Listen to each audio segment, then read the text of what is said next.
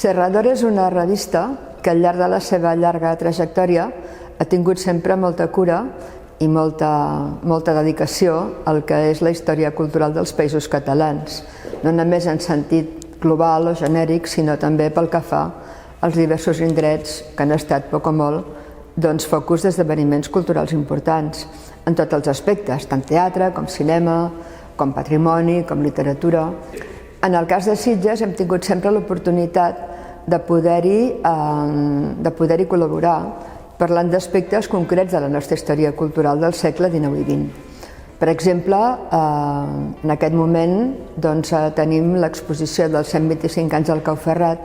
que justament ha anat acompanyada d'un magnífic dossier en color sobre què és el Cau Ferrat d'aquest segle XXI. Però, reculant una mica més, m'agradaria recordar, per exemple, un article que jo mateixa vaig plantejar sobre l'ausentisme a Sitges, a les seves etapes, i també el centenari de Maricel l'any passat, a partir també dels 100 anys de l'acabament del complex de Maricel, un dossier sobre Miquel Utrillo, l'any 1909-10, quan vam fer l'exposició, l'única exposició que se li ha dedicat, i diversos altres aspectes. En el cas de Terramar, precisament, va ser molt indicatiu, perquè va ser contribuir a la posada en valor no només d'un període d'història cultural important, que és el període d'entreguerres,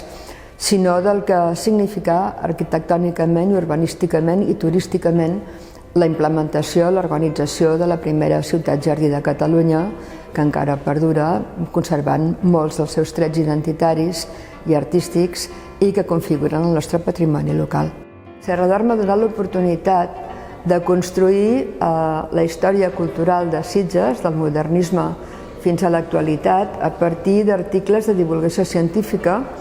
en tant que temes estrictament locals entre cometes, perquè són locals d'una universalitat coneguda, sinó també des del punt de vista de la història cultural del país. Comporta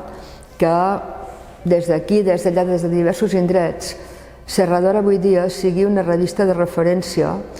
de la història cultural dels Països Catalans, perquè no hi ha estudi, no hi ha treball que puguem portar a terme tenint en compte la perspectiva de la segona meitat del segle XX que no hagi de tenir Serrador com a cita obligatòria. I aquesta interrelació li confereix un gran valor cultural i sociològic, que jo penso que és imprescindible per entendre el pensament contemporani al nostre país.